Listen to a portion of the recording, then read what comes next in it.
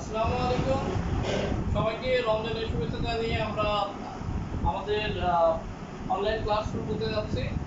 তো আজকে আমরা যে চ্যাপ্টার আলোচনা করব সেটা হচ্ছে পদার্থবিজ্ঞান। এটা হচ্ছে নবম এবং দশম শ্রেণীর জন্য ফিজিক্স ওয়েভস অ্যান্ড সাউন্ড। তো এখন এই ওয়েভস আমরা জানি। তো এখানে সাউন্ড মানে শব্দ, তরঙ্গ ও শব্দ। ওয়েভ মানে তরঙ্গ বোঝাচ্ছে। তো তরঙ্গ ও শব্দ চ্যাপ্টারটা যদি আমরা ভালো মতো বুঝতে পারি তাহলে অবশ্যই এই অধ্যায় থেকে আমরা একটা সেট আমরা আনসার করতে পারবো। তো এখানে কতিপয় কিছু সূক্ষ্ম বিষয় আমরা আলোচনার মাধ্যমে আজকে আমরা শুরু করতে যাচ্ছি। তো প্রথমেই আমাকে জানতে হবে শব্দ জিনিসটাকে, যে আমি কথা বলছি এক্ষেত্রে শব্দ তৈরি হচ্ছে। তো আমাদের শব্দ তৈরি করার জন্য, শব্দ সঞ্চালনের জন্য একটা স্থিতিস্থাপক মাধ্যমের প্রয়োজন। যেমন আমি যে কথা বলছি যে তোমাদের কানে যে যাচ্ছে, তো তোমাদের কানে কথাটা পৌঁছানোর জন্য যে মাধ্যমটা ব্যবহৃত হচ্ছে সেটা হচ্ছে বায়ু। যেমন আমি যদি এখানে একটা বায়ুশূন্য, যদি তোমার এবং আমার মাঝে যদি একটা বায়ুশূন্য অবস্থা থাকতো তাহলে কিন্তু কথাটা কানে পৌঁছতো না। তো এজন্য শব্দ সঞ্চালনের জন্য একটা মাধ্যম প্রয়োজন, আর এই মাধ্যমেই কিন্তু মানুষ কথাটা কি করছে, একজন আরেকজনের মাধ্যমে শুনতে পাচ্ছে। তো এখন আমরা জানবো যে শব্দের যে বিভিন্ন বেগ আছে, যেমন বায়ু বায়ু একটা মাধ্যম। তো তারপরে বায়ুর পরে আছে কি পানি, পানি অপর আর একটা মাধ্যম বলা যেতে পারে, এবং হতে পারে একটা কঠিন পদার্থ। সাপোজ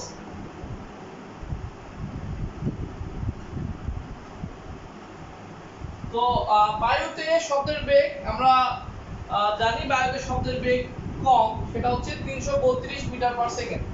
তো এটা যদি তাপমাত্রা স্বাভাবিক থাকে, তার মানে 0°C তাপমাত্রায় বায়ুতে শব্দের বেগ 332 মিটার পার সেকেন্ড। এটা আমরা অনেক আগে শিখেছি।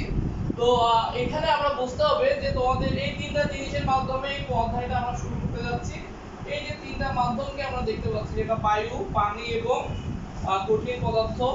তো এখানে বায়ুতে শব্দের বেগ, তাহলে এখানে আমাদের শব্দের বেগ হচ্ছে মনে করো নায়ক। তাহলে এই শব্দের বেগ যখন বায়ুতে আসবে, তো বায়ুতে শব্দের বেগ অপেক্ষাকৃত কম, বায়ুতে শব্দের বেগ কম।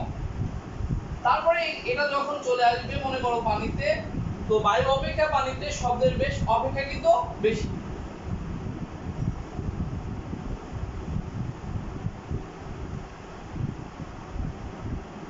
এরপর যখন শব্দের বেগটা আমরা কঠিন পদার্থে দেখব, তখন দেখতে পাচ্ছি যে এটা শব্দের বেগ অনেক বেশি।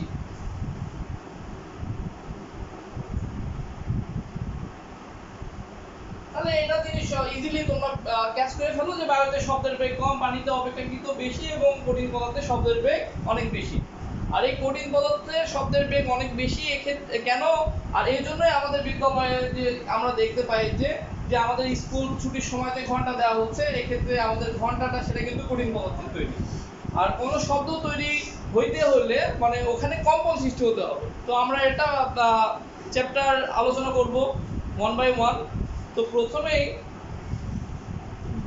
আমরা যে জিনিসটা জানতে যাচ্ছি, কিছু ইনফরমেশন আমরা জানবো। তো এখন এটা হচ্ছে 2 নম্বর আমরা ইনফরমেশন, সেটা হচ্ছে তরঙ্গ এক স্থান থেকে অন্য স্থানে শক্তি সঞ্চালন করে কি। তো এটা অবশ্যই সত্য যে তরঙ্গ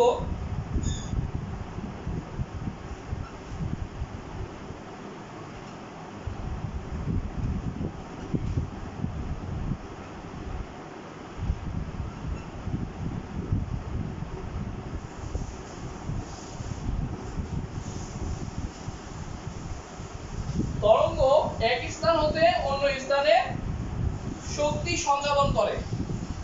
যেমন আমরা একটা এক্সাম্পল দিতে যাচ্ছি, যেমন ছোটবেলাতে আমরা দেখি যে আমরা অনেক সময় যে পুকুর ধারে যদি যাই খেলা করতাম, তখন দেখতাম যে আমরা ঢিল ছুঁড়ে মারতাম, এবং দেখা যাচ্ছে যে এটা ঢিলটা এমন ভাবে মানে ব্যাঙাকৃতি ভাবে লাফ দিতে দিতে সে দূরে চলে যেত, এবং এর সাথে দেখা যেত যে স্রোতগুলোও সে চলে যাচ্ছে, স্রোতের গতিটা ওই দিকে যাচ্ছে। তার মানে এই ক্ষেত্রে আমাদের এটা বুঝে নিতে হবে যে তরঙ্গ এক স্থান হতে অন্য স্থানে শক্তি সঞ্চালন করার তার ক্যাপাবিলিটি বা সামর্থ্য রাখে, অর্থাৎ তরঙ্গ এক স্থান হতে অন্য স্থানে শক্তি সঞ্চালন করে।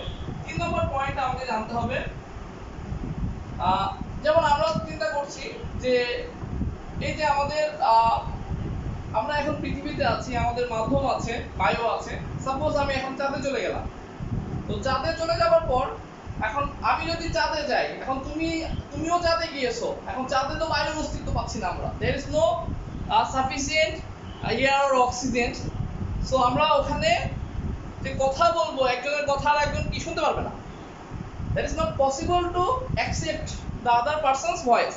তো তখন আমাদের কি করতে হবে, কিভাবে সম্ভব, how it is possible to response another persons speech. তো আরেকজন কথা বললে আমরা কিভাবে তার কথাটা সাড়া দিতে পারবো।